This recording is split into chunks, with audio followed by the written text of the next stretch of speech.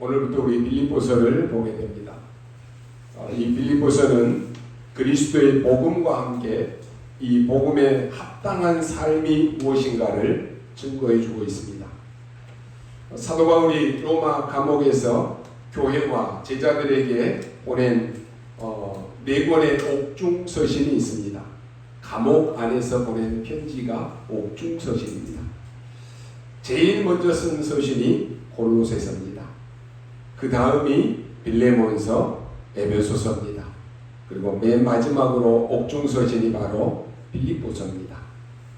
이 빌립보서는 빌립보 교회에 보낸 편지입니다. 바나바와 헤어진 뒤에 이 디모데와 실라를 데리고 제2차 전도 여행을 시작합니다. 성령의 인도를 받아서 간 이 마게도냐 사역을 통해서 세워진 첫 번째 교회가 빌립보 교회였습니다. 첫 번째 교회니까 바울에게 있어서 얼마나 사랑스러운 교회겠습니까? 얼마나 아끼는 교회겠습니까? 그래서 오늘 7절, 8절에 보니까 너희가 내 마음에 있다라고 이렇게 말합니다. 전도자 바울의 마음에 있는 성도, 얼마나 축복입니까? 나와 함께 은혜에 참여한 자다 이렇게 말합니다. 그리고 예수 그리스도의 심장으로 사모하는 교회다. 그러니까 바울에게 있어서 빌립보 교회는 굉장히 애정이 가는 교회입니다. 우리가 어디 가나 문제는 다 있습니다. 그런데 그 문제를 어떻게 볼 것이냐, 이게 굉장히 중요합니다. 어떤 사람은 문제 아닌데 막 문제라고 호들갑을 떨어요. 그 문제 속에서 빠지는 거예요. 제가 어릴 때 바닷가에서 이렇게 살면서요, 수영을 많이 했습니다.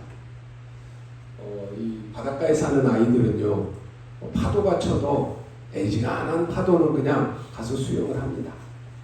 이 파도 치는데 수영을 잘하는 아이들은요, 파도가 큰 파도가 와도 이 몸을 파도에 맡겨가지고 파도를 탑니다. 수영을 못한 아이들은 잔잔한 이 파도가 오는데도 겁을 먹고 막 도망가려고 하다가 파도에 팍 치여가지고는 바닷물을 막 마셔요. 우리의 문제 많이 있습니다. 제가 봤을 때는 우리 문제가 문제 아닌데 문제이다라고 해서 문제 속에 빠지는 사람 많습니다. 그 사람은 문제 속에 살아야 되는 거예요. 365일 문제 속에 살아야 돼요. 왜 영적 문제가 오는지 아십니까? 염려 아닌 것을 계속 염려 아니고 문제 아닌 것을 계속 문제라고 생각하니까 영적 문제 오는 거예요. 정신 문제 온다니까요. 주로 우리에게 오는 문제들이 뭐가 있습니까? 가난이 있습니다. 우리가 좀 가난하게 사는 것, 그 문제 아니죠. 그런데 매일 가난하게 산다, 뭐 자자손손 대대로 가난하게 산다, 그 문제죠. 빨리 벗어나야 됩니다. 질병 속에 계속 빠져있는 사람들이 있어요. 무능, 아무것도 안 해요. 요즘에 많은 사람들이요, 오히려 나이 든 사람은 막 뭔가를 하려고 하는데 젊은 사람들은 아무것도 안 해요. 무능, 아무것도 안 하고 살려고 하는 사람, 이런 것들이 많다니까요. 이런 문제는 잘 보면 기도 제목으로 붙잡고 도전해야 될 문제입니다. 가난, 질병, 이런 무능, 이것은 빨리 내가 깨달으면 뛰어넘어야 되죠. 그런 게 있으면 빨리 박살을 내고 뛰어넘어야 되죠. 도전해야 되는 문제라니까요. 근데 이게 문제라고 생각해갖고 나는 안 돼. 제가 저 이슬람권에 이런 가서 보면은요, 이 사람들은 태어날 때부터 우리는 가난하게 태어났어. 그러니까 우리가 가난하게 태어났기 때문에 아무리 열심히 해도 우리는 가난에서 벗어나지 못해. 이 가난 속에 사는 거예요. 길거리에서 여행객들이 던져주는 동전 이런 거 받아먹고 사는 거예요. 평생을 가난하게 사는 거예요. 도전하고 뛰어넘어야 되는데 여기에 빠져 산다니까요. 주변에 어떤 사람이 윤리적으로 도덕적으로 문제 생기는 것 많이 봅니다. 그것 때문에 어떤 사람은 시름 들어요. 그것 때문에 어떤 사람들은 낙심합니다. 오늘 빌립보서 1장 10절에 보니까 너희로 지극히 선한 것을 분별하며 또 진실하여 허물이 없이 그리스도의 날까지 이루고 그랬습니다. 이런 안 좋은 소식을 들을 때에 나를 보고 갱신할 기회다라고 하는 것이. 안 바꾼다니까. 안 바꿔. 말씀 많이 들으면 뭐합니까? 나 이거 말씀 붙잡았다. 붙잡으면 뭐예요? 안 바꾼다니까요. 생각을 안 바꾸고 마음을 안 바꿔요. 도전해야 되는데 도전 안 해요. 아무리 얘기해도 귀를 딱 막고 있다니까요. 어떻게 되겠어요? 이렇게 보고 듣는 것이요 지극히 선한 것. 내가 빨리 갱신할 기회구나. 이게 지극히 선한 것을 분별하는 거예요. 우리 가정에 가문에 이런 문제가 있구나. 그렇다면 빨리 바꿔야 되겠다. 갱신해야 되겠다. 이게 여러분 지극히 선한 것을 분별하는 거랍니다. 예수님께서 마태복음 7장 3절에 어찌하여 형제의 눈 속에 있는 티는 보고 내 눈 속에 있는 등보는 깨닫지 못하느냐 그랬습니다. 우리는 막 사람들을 보고 비난하지요. 정죄도 하고 그것 때문에 시험 들고 낙심할 때도 있습니다. 그런데 주님은 형제의 눈 속에 있는 티를 보지 말고 네 눈 속에 있는 등보를 깨닫지 못하느냐라고 말합니다. 우리에게 많은 문제가 있지만 사실은 그 모든 문제의 근원은 뭐냐? 하나님과의 관계에서 오는 것입니다. 하나님과의 관계가 막혀 있으니까 모든 문제 오는 거예요. 가정에 문제 있습니까? 하나님과의 관계가 딱 막혀 있는 거예요. 자녀의 문제 있습니까? 하나님과의 관계가 막혀 있다는 거예요. 이 관계가 막혀 있는데 다른 거 열심히 한다? 안 되는 거예요. 갱신해야 된다는 거예요. 바꿔야 된다는 거예요. 부부 사이의 문제, 하나님과의 관계에서 깨진 거예요. 이런 모든 문제가 어디서 왔습니까? 창세기 3장에서 온 문제잖아요. 우리가 계속 말씀 들어요. 알아요. 그런데 안 바꿔요. 여러분의 가정의 문제, 자녀의 문제, 부부간의 문제, 하나님과의 관계에서 깨진 것에서 온 거라니까요. 그게 근원이에요. 우리가 감기가 걸리면 머리도 아프고 목도 아프고 막 기침도 나고 다 해요. 그 감기예요. 그러잖아요. 근데 머리가 아프다, 머리 아픈 약만 먹으면 목하고 기침 나오는 것은 안 없어져요. 근원을 없애야 될 거 아니에요. 문제의 근원은요, 하나님과의 관계에서 깨진 죄의 문제입니다. 이걸 여러분 정확하게 못 보면 여기서 빠져나올 수도 없는 거예요. 거기에 뭐가 개입하느냐? 사단이 개입한다니까요. 하나님과의 관계가 딱 깨진 그 사이에 사단이 가정에, 부부의, 자녀의 문제, 모든 문제 침투해서 들어온다는 거예요. 근데 우리는 그게 영적인 것이 안 보이고 저 사람이 문제예요. 우리 가정은 이래서 문제예요. 이것만 본다니까요. 그거 해결이 됩니까? 해결 절대로 안 됩니다. 결국 문제가 뭡니까? 우리에게 보이는 것이 문제가 맞지만 문제의 근원이 뭐냐라고 하는 거죠. 근원을 잡아야 될 거 아니에요. 예수를 믿어도 그리스도를 희미하게 붙잡고 있는 거예요. 나는 절대 아닌데요. 아닙니까? 여러분이 그리스도로 끝났다. 모든 문제 끝난 거예요. 그런데 그리스도를 희미하게 붙잡고 있다니까요. 우리 나이 드신 분, 우리 권사님 장로님들 되면요, 눈앞이 흐릿흐릿해져요. 백내장도 끼고 녹내장도 끼고 눈이 침침하게 보인다니까요. 마찬가지로 그리스도, 교회는 다녀요. 열심히 다닌다라고 하는데 그리스도를 희미하게 붙잡고 있는 게 그리스도가 맞는지 안 맞는지 희미하게 붙잡고 있는 거예요. 그러니까 별로 중요하게 생각 안 하는 거예요. 신앙생활 오래 하다 보니까 장로가 되고 권사가 됐는데도 오래 신앙생활 했잖아요. 무뎌진다니까. 무뎌져. 예배가 무뎌지고 기도가 무뎌지고 전도가 무뎌지는 거예요. 감각이 없어진다니까요. 그래서 교회 다녀도 되고 말고 예배 드려도 되고 말고 기도해도 되고 말고 감각이 무뎌져 버리는 거예요. 여러분, 우리 몸에 제일 감각이 무딘 데가 어딥니까? 발뒤꿈치. 여러분, 발뒤꿈치 딱딱하잖아요. 무뎌져갖고 애지간한 아프면 아픔은 못 느껴요.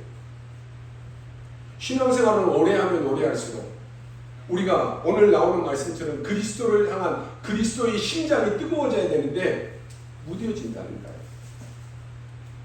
여러분의 그런 신앙을 우리의 후대에게 남겨주겠습니까?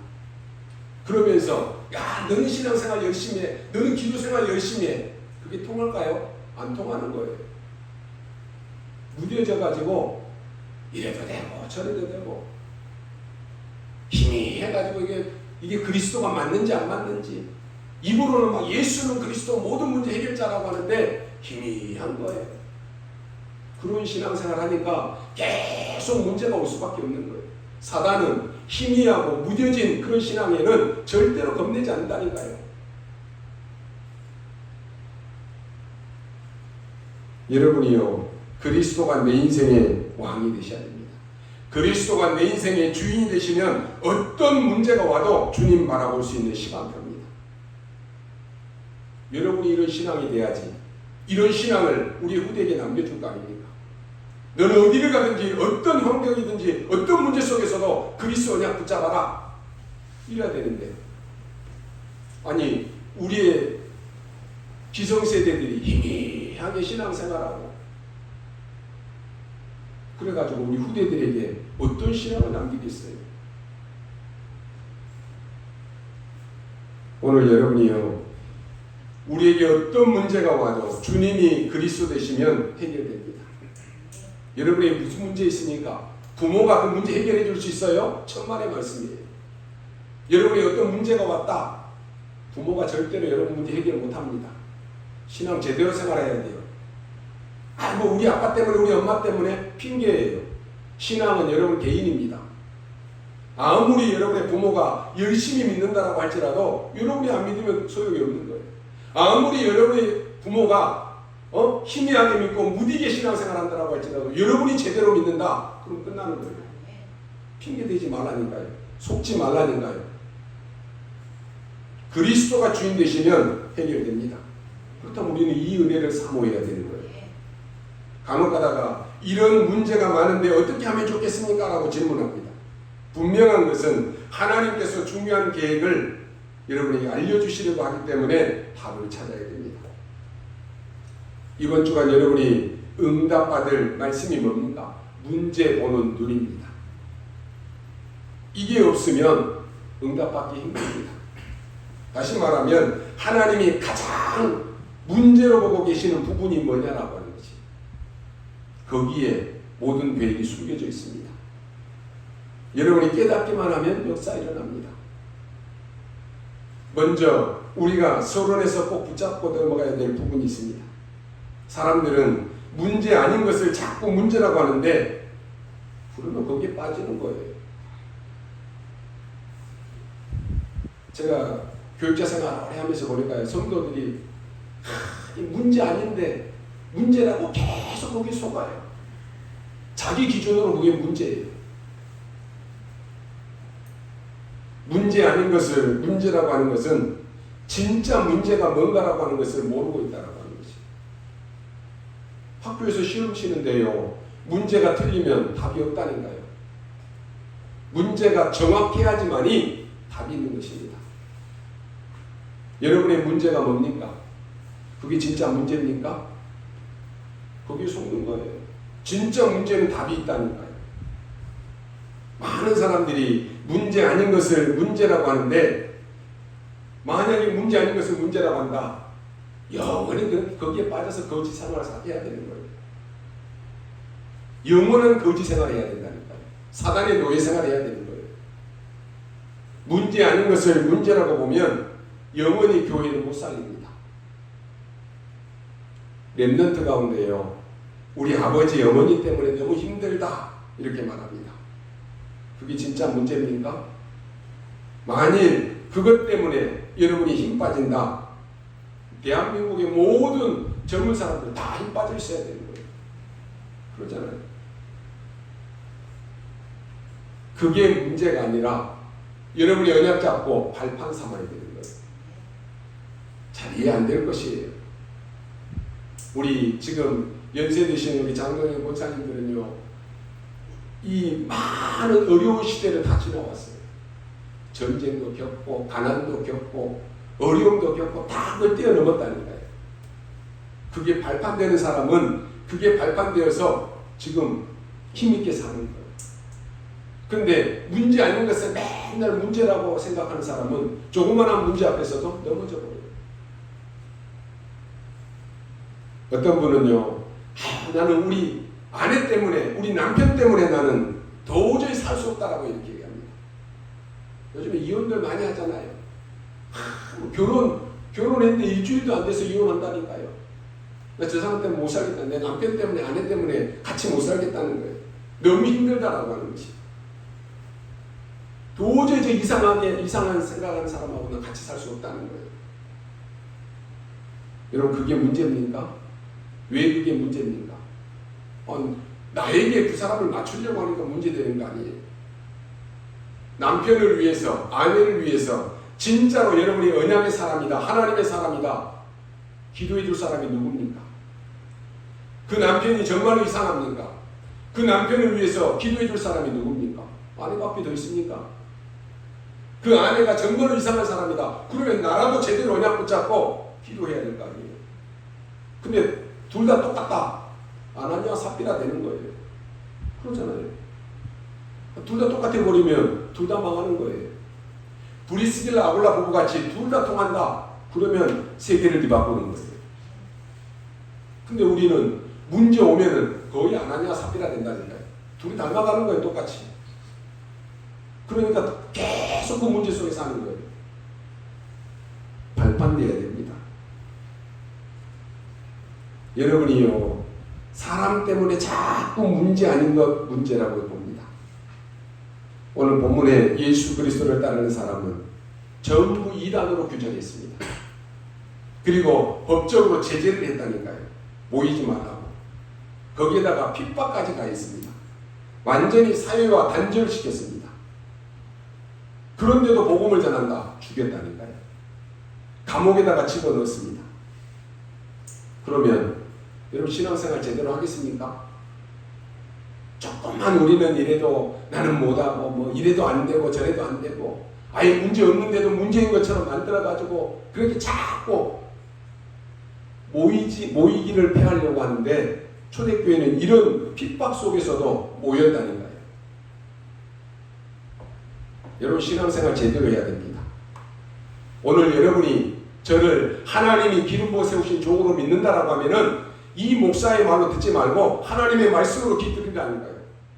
귀 기울여 드려야 되는 거예요. 신앙생활, 나같이 신앙생활 한다라고 하면은 앞으로 대한민국 교회 문 다 닫는다. 그럼 어떻게 되겠어요? 우리 후대들 신앙생활 제대로 해야 돼요. 앞으로 모이기를 패하는 시대 온다니까요. 내 기준으로 신앙생활 하지 말라니까요. 초대교회는 이단으로 사회와 단절시키고 감옥에 넣고 심지어 죽이기까지 했는데도 상관없었어요. 우리가 맨날 얘기하잖아요. 문제 상관없다. 입으로만 하지 말고 여러분 개인에게 적용하십시오. 어떤 것에도 신앙에는 타협이 없어요. 여러분 우리 장로님들, 권사님들 주일 예배 목숨 걸고 하십시오. 기름 부어 세운 종들이라니까요. 여러분 하나님이 주의 종을 통해서 기름 부어 세울 때 여러분 마음대로 신앙생활하라고 세운 줄 압니까? 아니라니까요. 순교의 각오라고 세운 거예요. 초대교회 7명의 제자들을 기름 부어 세울 때는 이 사람들이 그때 장로가 되고 권사가 되면 목숨 내놓아야 되는 거예요. 신앙생활 이래서 안 돼, 저래서 안 돼, 이래서 못해, 저래서 못해? 제대로 된 신앙생활 하겠습니까? 안 된다니까요. 우리 후대들에게 이런 문제 있을 때는 이렇게, 이런 문제 있을 때는 저렇게 타협하면서 신앙생활하는 거 가르치겠습니까? 순교에 각오하고 여러분 신앙생활 해야 돼요. 어떤 일이 있어도 주일 예배만큼은 목숨 걸고 하십시오. 죽는 한이 있더라도 장로는, 권사는 교회 와서 죽으라니까요. 그게 장로, 권사예요. 그게 기름 부어 세운 종들이에요. 그러잖아요. 안희숙 여사요. 죽으면 죽으리다 그랬어요. 암 걸렸잖아요. 암 걸리면 거의 다 살려고 노력하잖아요. 이 사람은 좋다 그랬다니까요. 하나님 감사합니다. 이제 하나님 앞에 내가 갈 때가 됐습니다. 너무 감사합니다. 뭐가 문제입니까? 악착같이 우리는 살려고 하는데 이 사람 빨리 가겠다 그랬더니 감사합니다 그랬다니까요.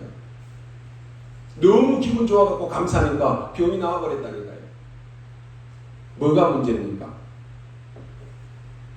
여러분이요, 초대교회 신자들, 이런 신자들이 이런 모든 문제를 보지 않았다니까요.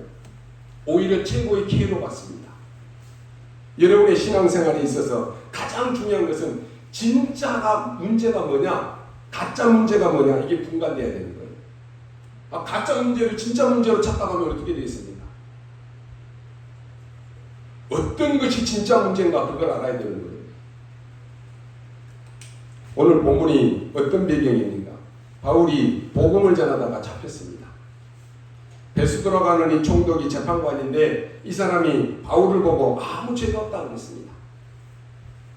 재판관이 그렇게 말하면 끝난 거 아닙니까? 네 죄를 찾지 못하겠다 그랬어요. 석방시키겠다 그랬다니까요.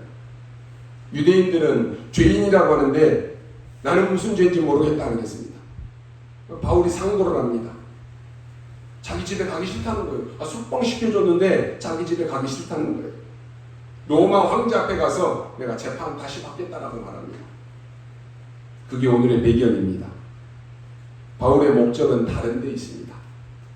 로마에 속국되어 있으니까 로마 황제 앞에 가서 복음 전하는 것이 문제없다, 이걸 허락받겠다는 거예요. 그래서 오히려 상고를 했습니다. 로마에 가겠다는 거예요. 재판관이 뭐라고 말합니까? 이야, 저 사람 참 이상해졌구나. 공부를 너무 많이 하더니 머리가 돌아버렸구나. 이렇게 얘기했다니까요. 그러니까 바울이 얘기합니다. 내가 공부를 많이 한 사람이 된 것, 이거 많이 배운 것 이거 빼놓고 내가 그리스도 이거 아는 것 총독이 담기를 원한다, 얘기했다니까요. 오늘 여러분이 진짜 문제 세 가지 아셔야 됩니다. 뭐가 진짜 문제입니까? 첫 번째로 곧 다가올 이스라엘의 재앙과 후대 문제입니다. 이스라엘이 지금 재앙이 눈앞에 두고 있잖아요. 후대들이 지금 23개 나라로 뿔뿔이 흩어져서 다 죽고 어려움당하는 재앙이 지금 남아있잖아요. 주 70년입니다. 얼마 안 있으면 온다니까요. 이게 진짜 문제 아닙니까? 여러분이 지금 옳게 안 만들어 놓으면, 올바른 복음을 우리 후대에게 심지 않으면 여러분의 후대가 죽을 것인데, 그게 문제 아닙니까? 신앙생활 제대로 심지 않는 거, 그게 문제라니까요. 어떤 게 문제입니까? 이렇게 핍박이 들이닥치니까요, 참 제자가 구분되는 거예요. 보세요. 예수님이 십자가 체형받기 전까지 수많은 무리들이 예수님을 따라다닌다니까요. 이야, 예수님 따라다니면 우리 굶어 죽지 않겠다. 예수님 따라다니면 우리 명예도 얻겠다. 막 몰래 따라다녔다니까요, 무리가. 그런데 예수님이 법적으로 구속을 딱 당하니까 어떻게 됩니까? 가짜 제자들은 다 도망가 버리는 거예요. 적당하게 신앙생활하고 희미하게 그리스도 붙잡고 있고 신앙생활을 오래 했는데 무뎌져 있는 사람들은 다 도망가 버리는 거예요. 예수님께서 병 고쳐줬는데 병 고침을 받은 사람들 뭐 또 어디다 먹을 게 있을까 해서 막 따라다녔잖아요. 법적으로 예수님 딱 잡히니까 다 도망가 버린다니까요. 기적을 베풀고 오병이어로 밥 먹여줬는데 그것 먹은 사람들 다 도망가 버렸습니다. 그러니 가짜 진짜 구분되는 거예요. 주 70년 이스라엘은 완전히 무너집니다. 1948년까지 완전히 재앙이 임했잖아요. 어떻습니까, 여러분? 그것 준비하라라고 하는 것이, 바울이 그것 준비하러 나는 로마로 간다라고 말하는 것이, 우리 유대인이 복음을 받아야 지금 우리가 흩어져도 사는 것이다라고 말하는 것입니다. 우리도 똑같습니다. 오늘 우리의 기도로 말미암아 여러분 후대가 사는 것입니다. 어쩔 수 없는 거예요. 우리나라가 여러분의 기도로 산다니까요. 그 6.25, 그 일제 때, 그 어려웠을 때 여러분 장로님, 권사님들이 그 차디찬 무릎에 바닥에 무릎 꿇고 기도했다니까요. 지금 기도 다 없어졌어요. 나는 24 기도하는데 정시 기도가 안 되는데 24 기도가 됩니까? 하나님만 무시로 기도하는데 하면 좋지요. 그런데 제대로 정시 기도도 안 되는데 무시 기도가 되어집니까? 안 된다니까요.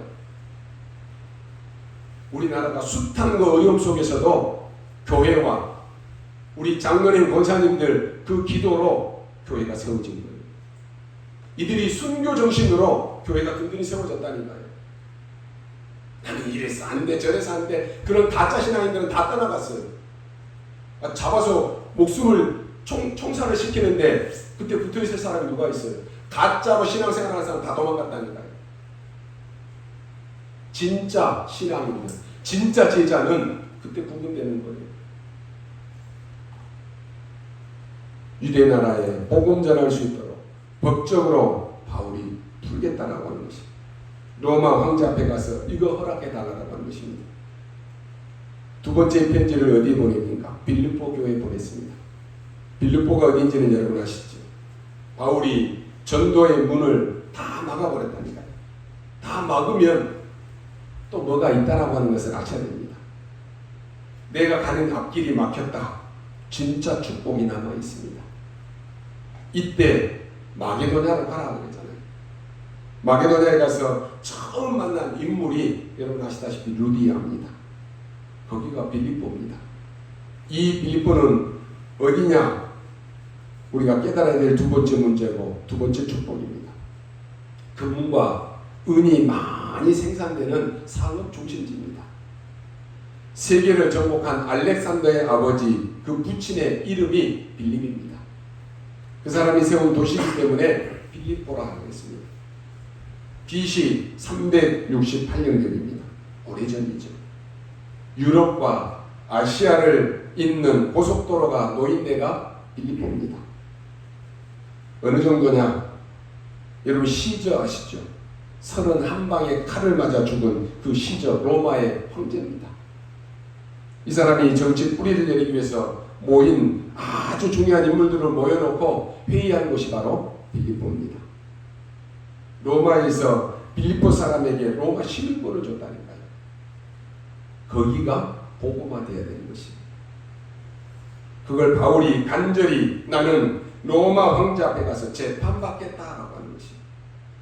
문제가 뭔지 바로 알아야 답을 얻는 것입니다.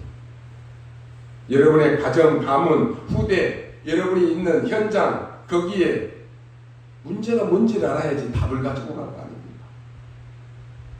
세 번째 왜 로마로 갑니까? 큰 문제와 답이 어디에 있습니까? 로마에 있습니다. 그때 이 로마는 이 군로 또 상로, 해로 비행기만 없이 모든 길이 다 뚫렸습니다.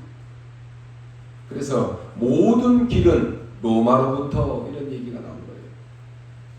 거기에 복음이 증거되는 것입니다. 거기에 빛이 비쳐야 되는 것입니다. 여러분의 가정에, 가문에 복음의 빛, 하나님의 망대가 세워져야 된다니까요.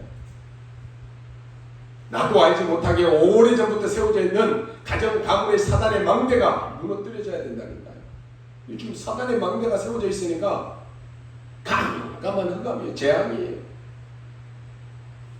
복음 모르는 사람이 성공한다. 전쟁을 일으킵니다. 복음 못 깨달은 사람이 사단의 지배를 받거나 왕이 된다. 그럼 어떻게 됩니까? 그 사람이 지도자가 된다. 사람 죽인다니까요. 여러분의 가정에 완전히 사단에게 붙잡힌 사람이 가정을 딱 휘어잡고 있다. 그러면 그 가정이 그 영향 다 받는 거예요. 그렇잖아요. 그래서 여러분 한 사람의 영향 딱 붙잡고 하나님의 망대 세우라는 거예요. 여러분이 영적으로 하나님의 망대를 딱 세우고 있으면 사단의 망대는 무너진다니까요. 결박된다니까요. 이런 지도자가 흑암에게 완전히 붙잡힌 지도자가 복음 못 깨달은 지도자가 세워진다. 전쟁이 일으킨다니까요. 그래서 바울이 로마도 보아야 하리라 그랬습니다. 하나님이 여러분의 말을 인정하면 됩니다. 담대하라. 로마에서도 증거해야 됩니다. 목사님 나는 무서운데요. 겁나는데요.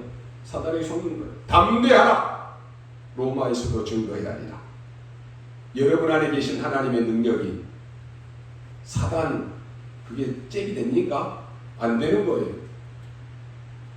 여러분 아시다시피 배를 타고 가다가 풍랑을 만난 그게 로마 아닙니까?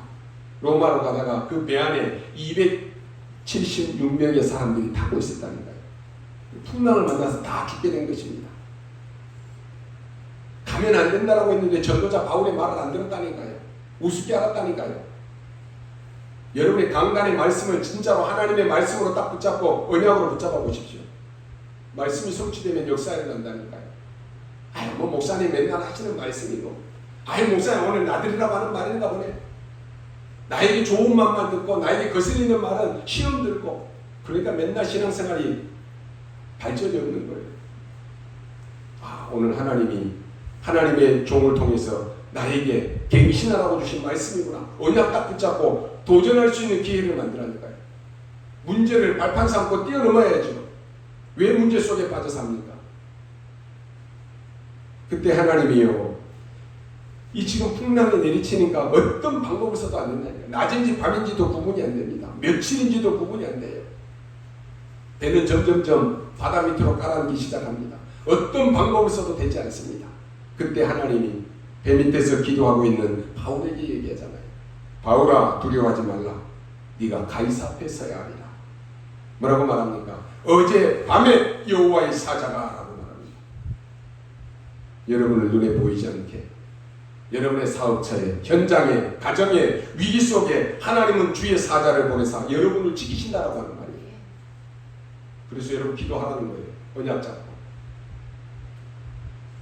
여러분이 기도할 때 하나님은 주의 사자를 어젯밤이 언제예요? 바울이 기도하는 그 밤에. 안 믿어지시지요? 안 믿어지니까 기도 안 하잖아요. 기도 안 하니까 안 바뀌잖아요. 로마에서 기록된 대로 영세전에 감춰진 것, 세세에 무궁토록 있을 그것을 지금 주겠다라고 하는 것입니다. 하나님이 진짜 문제와 답을 누구에게 줬느냐? 여러분의 가문과 후대입니다. 두 번째 문제와 답을 어디에 줬습니까? 멸망 직전에 있는 여러분의 현장입니다. 더 무서운 것은 237 나라 멸망시키는 강대국입니다. 이거 깨달으면 진짜 안다고 합니다. 문제를 놓고 착각하는 사람도 나옵니다. 문제를 놓고 축복받는 사람도 나옵니다. 바울이 감옥에 갇히니까 쉬없는 사람도 있었습니다. 전도자가 그런 어려움을 당하고 이런 쓸데없는 소리를 하는 그런 사람이 있다라고 하는 말입니다. 그래서 오늘 바울은 중요한 얘기를 합니다. 결론입니다. 바울이 여러분같이 받을 제목인데요, 바울의 기도입니다. 빌립보서 1장 3절입니다. 내가 너희를 생각할 때마다 나의 하나님께 감사합니다. 여러분, 주의 종이 여러분들을 놓고 기도할 때마다 참 이런 장로님, 이런 권사님이 있어서 너무 감사하다. 그래야 될 거 아니에요.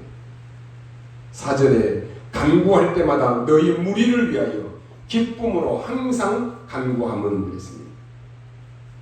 여러분이 주의 종을 위해서 감사함으로 24 기도할 수 있다. 대단한 것이죠. 목사님이 중직자들과 우리 성도들을 놓고 24 기도 속에 있다. 하나님이 가장 기뻐하시는 종입니다. 그렇죠? 그러면서 이유를 설명합니다. 너희가 첫날부터 이제까지 복음을 위한 일에 참여하고 있기 때문이라 그랬어요. 쉬운 일이 아닙니다. 여러분, 처음부터 끝까지 변치 않고 복음을 위한 일에 참여한다. 보통 축복이 아닙니다. 쉬운 게 아니라니까요. 처음에는 막 복음에 충격받고 막 열심히 하고 막 했던 사람들도 있어요.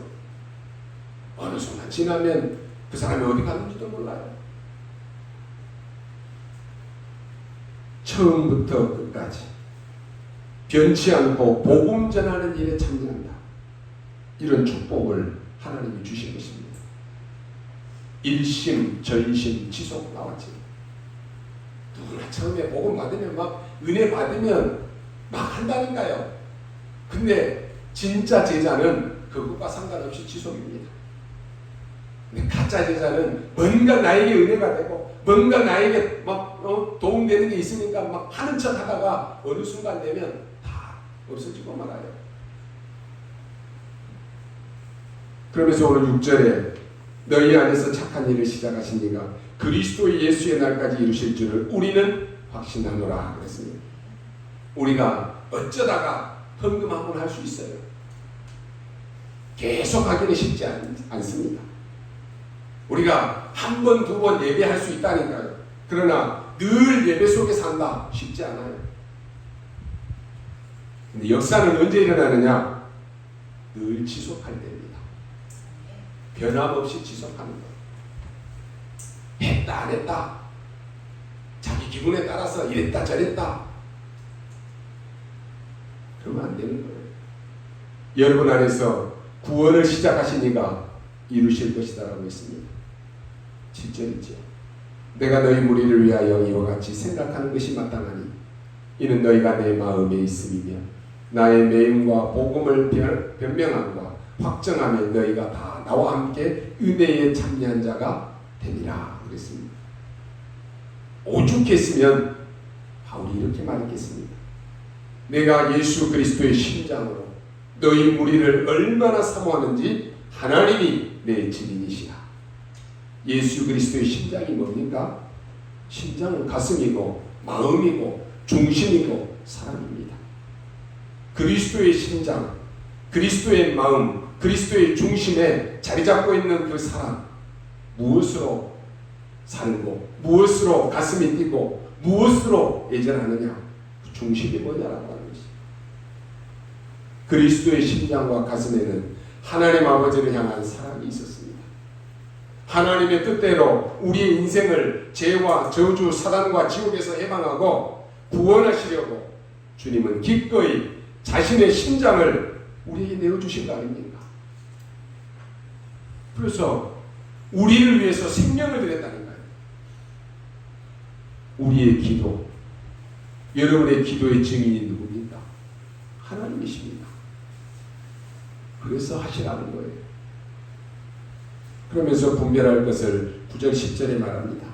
내가 기도하노라 너희 사랑을 지식과 모든 총명으로 점점 더 풍성하게 하사 너희로 지극히 선한 것을 분별하며 또 진실하며 허물이 없이 그리스도의 날까지 이루고 했습니다. 여러분에게 문제가 오면 문제에 빠질 수 있습니다. 여러분에게 문제가 오면 그 문제와 싸울 수도 있습니다. 여러분에게 문제가 오면 그 문제 속에 하나님의 큰 계획을 볼 수도 있습니다. 그렇다면 이 셋 중에 하나는 여러분이 선택해야 될 것입니다. 어느 것을 선택해야 되느냐? 지극히 선한 것을 분별하라. 문제 속에 빠지는 것 선택합니까? 아니면 문제와 싸우는 것 선택합니까? 아니면 그 문제 속에 하나님의 큰 계획이 있구나, 그걸 선택합니까? 선택은 여러분에게 달렸어요. 나는 노예가 될 수 없어, 차라리 노예로 가느니 자살하는 게 더 나아. 그것도 하나의 선택이지. 요셉이 나는 노예로 가서 어떻게 살아, 나 죽어야 되겠다, 자살하는 거, 그것도 요셉이 선택할 수 있어요. 나는 노예로 가서 반드시 살아남아서 돌아와야지, 그래서 형들에게 복수해야지, 그것도 요셉의 선택이 될 수 있어요. 상식 이하가 되어버리면요 사람과 안 통합니다. 사람과 얘기해보면요 상식 이하의 사람 많아요. 안 통하는 사람, 아무것도 할 수 없어요. 그런 사람. 집안에서도 안 통하는 사람 많다니까요. 안 통해요. 형제인데도 안 통해요. 부모 자식인데도 안 통한다니까요. 부부 사이인데도 안 통해요. 아무것도 할 수 없어요. 상식 이하의 사람은 결코 다른 사람을 앞설 수 없습니다. 늘 사람과 사탄의 종로를 하며 살아야 됩니다. 여러분, 상식만 돼도 무시당하지 않습니다. 여러분 어디 가서 누구를 만났을 때도 상식만 돼도 여러분 무시 안 당한다니까요. 왜 저 사람이 나를 무시해? 여러분 상식 이하면 무시당합니다. 상식만으로도 그러나 성공하지 못합니다. 상식 이상이 되어야만 세상을 살리고 상식 이상의 생각과 처신이 바로 서밋입니다. 지극히 선한 것을 분별한다라고 하는 말은 상식을 넘어서 상식 이상의 생각을 할 수 있는 그 힘을 말하는 거예요. 상식 이상의 생각은 하나님이 주시는 것입니다. 바울은 똑똑한 사람입니다. 많이 배웠습니다. 복음에 대한 열정이 누구보다 강했습니다. 자기 생각으로는 아시아에 가는 것이 맞습니다. 그런데 하나님은 아시아에 가는 길을 막고 마게도냐로 가라는 거예요. 그게 상식 이상입니다. 여러분 신앙생활 할 때 나는 내 생각이 이게 맞아. 아니 뭐 하나님의 말씀이고 목사의 말씀이고 맞지만 내 생각이 더 맞아. 상식 이하예요. 안 통한다니까 그런 사람은. 우리는 늘 살아온 대로 자기가 경험한 대로 그게 최고로 생각합니다. 배운 것도 없고 많이 아는 것도 없고 그런데도 자기가 아는 게 최고로 생각합니다. 하나님의 말씀보다 자기 생각을 더 위에 둬요. 안 통한다니까요. 오늘 여러분이 하나님의 말씀을 딱 듣고 여러분이 가진 모든 생각을 하나님의 말씀 아래로 두십시오. 말씀에 순종하십시오. 그게 응답받는 사람이에요. 복음에 대한 열정 누구보다 강한 바울이 하나님의 말씀 앞에 순종하잖아요. 남의 경험하는 것, 전문인들이 지식이라고 좋아하는 것, 사람들 다 그거 쫓아가잖아요. 그러니까 진짜로 하나님이 주시는 거 그거 못 붙잡는 거예요. 그래서 기도하는 것입니다. 지극히 선한 것을 분별하라. 여러분이 뭘 분별해야 되느냐? 형들이 나를 판 것이 아니고 하나님이 나를 세계복음화 때문에 애굽에 보낸 것이다. 문제 보는 눈이 달라집니다. 오늘 12절 14절입니다. 도전할 것을 얘기합니다. 12절에 보니까 형제들아 내가 당한 일이 도리어 복음 전파의 진전이 될 줄을 너희가 알기를 원하노라. 복음과 복음의 능력을 알고 누리는 자에게는 당하는 모든 일이 도리어 복음 전파에 도움이 된다라고 하는 사실을 아셔야 됩니다. 14절입니다. 형제 중 다수가 나의 매임으로 말미암아 주 안에서 시기함으로 겁없이 하나님의 말씀을 더욱 담대히 전하게 되었느니라. 여러분 주의 종이 강단에서 눈치 보면서 얘기하면 말씀 제대로 전하겠습니까? 하나님이 오늘 주의 종을 통해서 주의 입을 통해서 오늘 이 자리에 모인 우리 성도들에게 각자에게 필요한 말씀을 주시는 거예요. 그래서 이 말씀이 내게 주시는 말씀이구나 붙잡으면 그 사람은 삽니다. 응답받아요.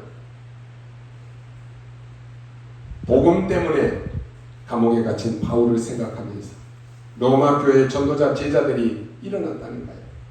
감옥 밖에 있는 사람들은 복음 전도, 감옥 안에 있는 전도자 바울과 함께 한 이 일입니다. 내가 당하는 일이 복음 전도의 지장이 아니라 오히려 복음 전파의 진전을 가져오는 영적 사실을 바울은 확인하고 기뻐하는 것입니다. 우리는 무슨 좋지 않은 일을 당하면 내가 복음 전도에 방해가 되는가 아닌가 그렇게 생각합니다. 그래서 아예 안 해버린다니까요. 내가 복음 전파에 지장이 되는 건 어떻게 아예 안 해버려요. 어떤 사람은요 아예 모든 거 안 해버려요. 나 이래서 실패하면 어떡해. 나 이래서 또 망하면 어떡해. 아예 아무것도 안 한다니까요. 아무것도 안 하는데 무슨 응답입니까? 아무 일도 일어나지 않는 거예요. 전혀 그렇지 않습니다. 복음을 위하여 일하다가 당하는 일. 때로 여러분 복음 전하다가 고난 당할 수 있어요. 때로 복음 전하다가 핍박도 당할 수 있습니다. 때로는 여러분이 복음 전하다가 무시도 당할 수 있어요. 그런데 그게 좋은 일이든지 그렇지 않는 일이든지 아무 상관이 없습니다. 오직 복음 안에서 일어나는 모든 일은 전부 하나님의 나라 일을 이루는 것입니다. 그게 하나님의 원리입니다. 복음을 위해서 일하다가 당하는 어려움, 여러 가지 곤란한 문제, 복음을 전혀 방해하지 않습니다. 하나님의 일을 하기 전에 시공간 초월하는 하나님의 역사를 먼저 봐야 됩니다. 어떤 상황에도 막히지 않는 이러한 역사하는 복음의 능력을 먼저 보고 누리라라고 하는 것입니다. 여러분 진짜 문제에 도전하십시오. 많은 사람들이 중요하지 않는 문제를 가지고 자꾸 문제라고 합니다. 여러분 우리가 뭐가 그렇게 힘들고 뭐가 그렇게 위대하고 뭐가 그렇게 막 고생이 됩니까? 하나님이 주신 것 잡고 우리는 언약의 여정을 가는 것입니다. 이번 주간에도 정말로 하나님의 새 은혜가 넘쳐나시기를 주님의 이름으로 축원합니다. 기도하겠습니다. 하나님 감사합니다. 오늘 우리를 구원하신 것 감사합니다. 오늘 우리를 구원하기 위해서 독생자 예수 그리스도를 우리에게 보내주신 것 감사합니다.